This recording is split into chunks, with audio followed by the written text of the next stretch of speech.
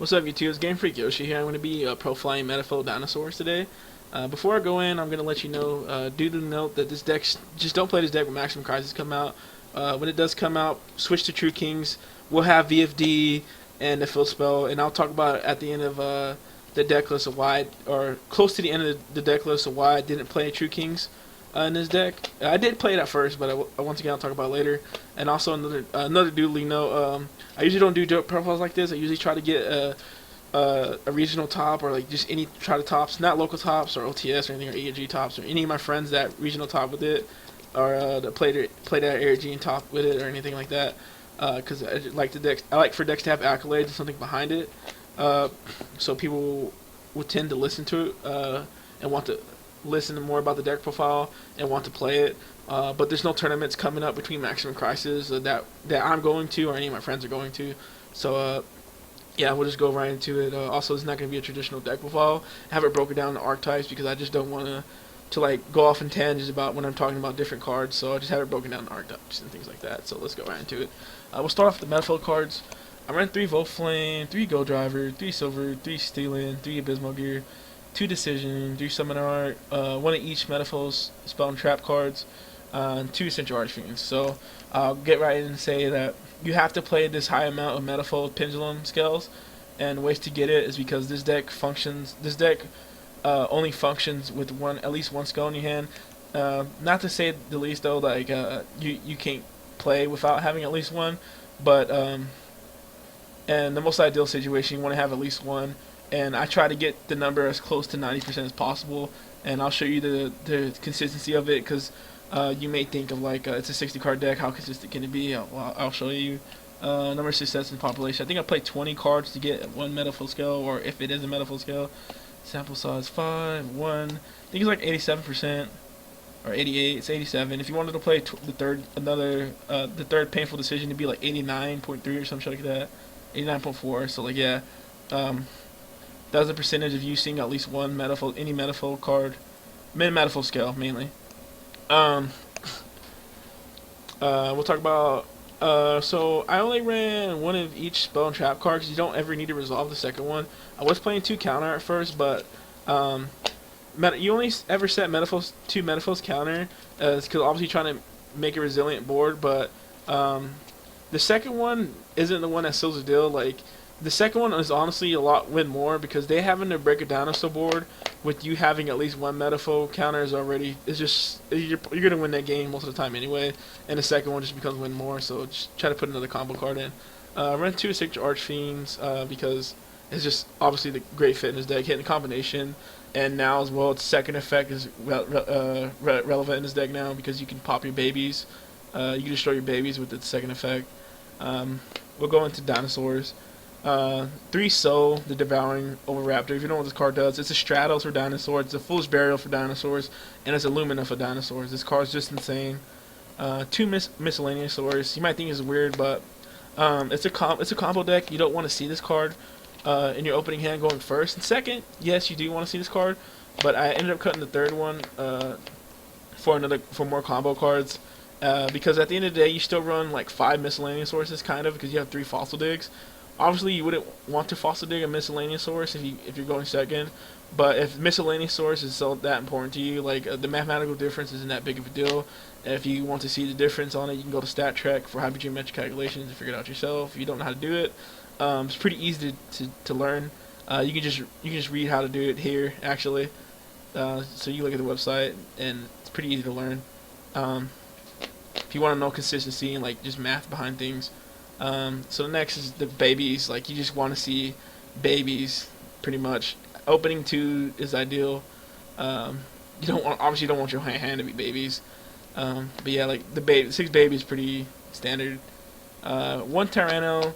This may seem weird, but this is a combo deck. When you go first in your opening hand, you'll be able to figure out whether or not you're gonna win the duel because compared to like the True King Dino decks, or just I don't even know. Like the True King Dino decks actually doesn't play that many traps either, to be quite honest with you.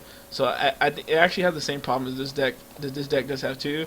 When you don't combo off, you lose a lot of the games because you don't have real traps to try to swing tempo back in your favor. Like you can't like debury or strike one of their plays to where like they'll pass turn, you have another turn to play. Uh, they won't OTK you or anything like that, but they pretty much will kill you through like their board presence and card advantage that you get for not comboing off. And the second Tyranno just never comes up when you're going first. When you're going second, it does, however, come up when you're going second. I'm not gonna lie. So if you wanted to somehow run a second Tyranno, try to figure out. I can't really figure out. Who knows? Maybe in the tomorrow, even right after the deck profile goes up, I'll be playing Tyranno. But right now I'm not. So we're going to Tyranno Infinity. You just OTK. Card is amazing for OTKing. 3 Fossil Dig, just every other dinosaur except for Ultimate. 3 Lost World, 2 Terraforming. Lost World's insane in this deck because there's a combo you can do in this deck, which is one of the main reasons why I didn't play True Kings, or why I felt comfortable with not playing True Kings in this deck, to better say. And your Metalfoes are normal monsters as well, so that's super relevant with Lost World because it's second effect. If you don't know what Lost World does, with normal monsters, if any normal monster would be destroyed on the field, you can destroy a dinosaur deck, or you can destroy a dinosaur card in your deck. But yeah, that's super relevant in this deck. So if you didn't know what the second effect does, Bababoon. So for these next 12 cards, they're just 12 insane starter cards. If you draw them in your opening hand, or even going second, actually, it's pretty okay. Not so much Low Fire Blossom. Low Fire is kind of shit going second, but all the other ones are great. So 3 Bababoon, 3 Terratops, 3 more Bababoon, aka Low Fire Blossom, 3 Gofu. So the weakest one out of all of them is actually Terratop, but they're all insane to opening. Gofu is actually the most broken card you can open it combo wise, and then it'll probably be Bababoon just because you just get so much advantage off of it from Metalfoe, skill popping and things like that, and fixing your hands, fixing your brick hands, and opening like a not clogging, because I don't want to say clogging is a little bit kind of, I'm not gonna say irrelevant in Yu-Gi-Oh now, but with Yu-Gi-Oh now you usually play with 3 cards in your hand or 4 cards going first. And most of the time you're playing with 3 cards in your hand, to be quite frank, going first. With second, it matters a lot more. But yeah, that's my take on how combo decks play nowadays, at least. Terratop, like obviously these are just all insane starters. Like being able to break sword, your combination on a Dino, pop one of their cards, or making blue layer and popping a set combination to fix your scales. Totem Bird is just insane as well. Mecha Equip's just insane. Gofu is just a nut in his deck, to be quite honest with you. And after I show the extra deck, I'll talk about the combos and why I didn't play the True Kings, and probably like Jirac Aurelio too, the tuner guy as well. So 1 Orcal, 1 Metherium, 1 Alkahise, 1 Vermilion, 1 Hot Red Dragon Archfiend. You have to play these 2 for the combos. Scrap Dragon, you kind of have to play this, maybe not, honestly. Stardust is the best defensive 8 that you can play, in my opinion. Black Rose, you have to play it for the combo. Logia, have to play it. Dolka, have to play it. Castell, you kind of have to play it. It's a kind of point. Yeah, I think you do. Break Sword, very just amazing card. Being able to pop one of your own cards in there. Totem Birds, another card going great. Turn 1 board, and great that they're playing going second if they don't have the barrier to call XYZ. Blue Layer, just another good card. Mecha Equip, just another diverse 3 to when you don't want to make Totem Bird because you want to be more resilient towards different monster effects. And sometimes you just can't make Totem Bird. Like if you already have your scales, you don't need to make Break Sword or Blue Layer with the Bababoon. So you just make Mecha Equip. You just have to have something to make another rank 3 because you just can't make. You can't just make a Break Sword or a Blue Layer, to be quite honest with you. So we'll get right into why I chose. If there's 3 cards, so the way True Kings work is you pretty much always combo a True King and then 2 cards to combo with. So obviously the most ideal situation is to have a Lithogasm the Disaster and 2 baby dinos. But that play ends up ending up with like Logia and like Tyranno and things like that, and sometimes Denlong and then the rank 9. But the Denlong play is not that good to me. Like being able to hitting 1 random card from somebody's hand in this meta is just not good because, like I said, everybody plays with 3 or 4 cards in their hand anyways, and they'll be playing with 5 cards in their hands because you took 1 away when they're going second, and it doesn't offer any board presence, and it's not a resilient card either. Like it's pretty easy to kill because obviously it doesn't have any other effects. The rank 9 ship guy that banishes a random card from your hand. And I didn't play Jiraka Aurelio either because you use 3 monsters to make Trish, and if that rank 9's bad, Trish is. I mean, Trish. Obviously, those 2 cards are good. Like taking a random card from your hand from somebody's hand is not good, but I think there's better boards you can make. There, if you're having to play a combo deck, there's better stuff you can do. When Maximum Crisis come out, you 1000% play it. Please don't mistake it for not to, like those cards are bad. Because when Maximum Crisis come out, True King Dinos are lit, son. VFD with instant fusions and the field spell, you're going the fuck in. But like once again, right now for the premise of this deck, pre-Maximum Crisis, I think this is the better option. Because if I had to choose 3 cards to combo with, I'm choosing Gofu, Lost World, any level 2, 3, or 4. And there's higher percentages of opening this combo than you opening a Lithogasm and 2 Dinos. And you don't need obviously you don't need the 2 Dinos to tribute off with Lithogasm, but once again in the same breath of that as well, you don't need any of the. At that point, you don't need Gofu or Lost World to combo with the Baby Dino. You literally just need a Baby Dino and a Metalfoe, and there's 21 Metalfoe cards. I have an 87% chance of opening a Metalfoe card, and if I have the Baby Dino, and when you compare it to only having 3 Lithogasm and a Baby Dino, like you don't need to do geometric calculations to know that I'll open it more consistently than that, and we'll show you it quick on a 40 card deck. We'll say they're playing 39. We'll automatically assume they have a Baby Dino in their hand and another Earth monster that's not a Baby Dino for this situation, because that's what I'm talking about. There's 3 of them. 5. It's 34%. Like you're gonna open up one of your little guys. Okay, we'll say we're playing 6 True Kings, the fire ones too. Your deck's not gonna trigger them probably. It's a 58% chance of opening that if you already have the Baby Dino. With mine, like it's just way more. And then before then, I was playing I was playing 3 Lithogasms and 2 the fire guy. But now we're going to why I replaced it with it, because I was on the shitter and I realized that you can do this. This combo is just insane. So we'll go into it. So if you have Gofu, Lost World, a level 2 monster, or a level 3, or a level 4. So any of those. So what you do is, the first one will start with level 2. Summon Gofu, bring out the tokens, activate Lost World. Summon the level 2. Normal summon or special summon Black Rose Dragon. Activate Black Rose Dragon effect. Activate Lost World effect. Destroy 2 Dinosaur monsters to prevent the Gofu tokens from being destroyed by Black Rose. The reason why you can do this is because its second effect says if a normal monster that would be destroyed by battle card effect, you can destroy Dinosaur monsters from your hand or deck instead. And the Gofu tokens are normal monsters, so you'll be able to. So your board will end up. You'll be able to bring out Logia, Tyranno, like just a bunch of other stuff. And this is obviously just with 3 cards. We're going to the level 3. The level 3 is pretty insane. We're just gonna say a vanilla level 3. We'll say like you had Silvered or whatever. It can literally be any level 3, but the problem with this though is like your boards will be way more insane than usual, because look at all your level 3s that you have. Like if you have all these if you have any of these level 3s right here, you like the combos you'll be able to do with it. You can just do them yourself, but to go in, I guess let me just go into the if you just had a vanilla level 3 or for whatever reason for this situation. So you summon Gofu, summon the Gofu tokens in attack position. You have to summon them in attack position for Lost World, or for the synchro you're going to. So you go into Hot Red Dragon Archfiend. Once returned during your main phase, you can destroy all other face-up attack position monsters on the field. And so you try to destroy the Gofu tokens, you activate, and then you get what happens with Lost World pretty much. And yeah, you get to pop off.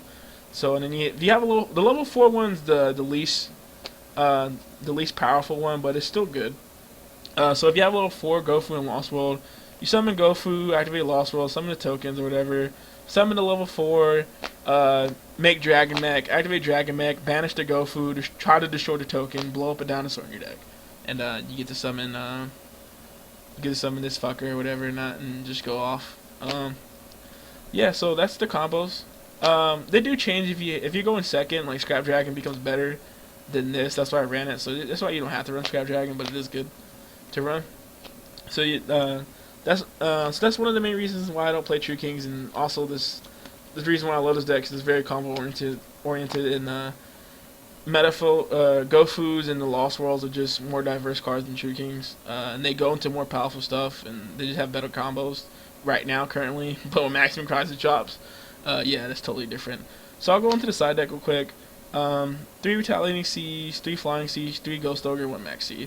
I just want to stop the Lunar Light combo, to be quite honest with you. Any deck that tries to go up to this deck and archetype for archetype without like doing a Lunar Light combo, it will lose. This deck is just way more powerful than any other deck being played right now, other than like probably maybe Shiranui Zombies. That deck might make pretty okay boards. Probably not better ones than this deck. But yeah, 3 Retaliating Sea for Metalfoes and Lunar Light, 3 Flying Sea for Zoo, any deck that runs Zoo, and the combo, and it's actually pretty good against Paleo. 3 Ghost Ogres for Metalfoes, Noids, hitting Void Imaginations, great. Hitting a Decatron randomly, great. Stopping a combo, Max C. Another thing to note, consistency is very important to me, so the reason why I play 10 hand traps is because I'm playing 60 cards, and you have to see one in your opening hand. And playing with 10 hand traps already is barely only 61%. I want to play 11, but I can't really figure out what to put in. I'll probably cut a card from the main deck and put Max C in the main deck to where I'll be able to have 11 total post side games. But yeah, pretty much the theory is just like, so when the decks that are going first are doing their combos, any card that tries to break boards, it doesn't actually end up doing anything. Like, yeah, it'll break their board, but they're drawing 5 cards, and whatever cards, other monsters they bring out on the field as well, they already replaced themselves. And when you're drawing 5 cards and going game 2, they're siding like My Body's a Shield and Starlight Rose. So if you play like board wipes, like you're also you might take an auto loss of that, and they might play anti-spell and shit like that as well. If they already open up anti-spell in their opening hand, you're just gonna lose that game anyways, probably. It's just you want to try to prevent them from doing that, because if you get to play a fair game with them of like who's archetype versus archetype, you're going to win every time. So it's mainly trying to prevent. You don't have to run the side deck, but this is what I'm running right now, at least. This is not the most optimal list, probably. Me and my friend Michelle Lorengo will try to optimize this deck going forward. So just keep that in mind. So the next card is 2 Trap Stun, 3 Decrees. Once again, if you get to play Yugioh against another deck that wants to try to play Yugioh with you, you're going to win. You want to stop any of the trap decks. So if you just resolve these, you usually just ulti cam pretty much. It's very easy to break boards against the trap decks, because the only trap deck that actually puts up any relevant monster is frogs, and it's very hard for them to put up a totally awesome going first, unless they open up Toad and a water monster, but that just sucks if they do, and it's not terrible. It's not the worst thing if they do. Well, actually, it is the worst thing to do, but yeah, that's pretty much it gonna be for the deck. If you have any questions, you can feel free to ask in the comment section. And if you want to see gameplay, I'll be playing this deck pretty much all week on Dueling Book, and a lot of my friends will probably be playing it too, just because this is a fun deck. This deck's great. Good, maybe. It's almost meta viable, but like I said, if there was an ARG going on or a regional going on, I would take this deck and go try to top with it. I probably want to take this deck to a YCS if there was one going on in World, to be quite honest with you. But yeah, that's pretty much going to be it. Hopefully Maximum Crisis comes out. I can get a regional top or something and do a deck profile on that, because I got some lists, but I'm not going to show them right now because yeah, they're just base lists, to be honest with you. There's probably better deck profiles out there for those. Yeah, so that's going to be pretty much it. Peace out, and catch you later.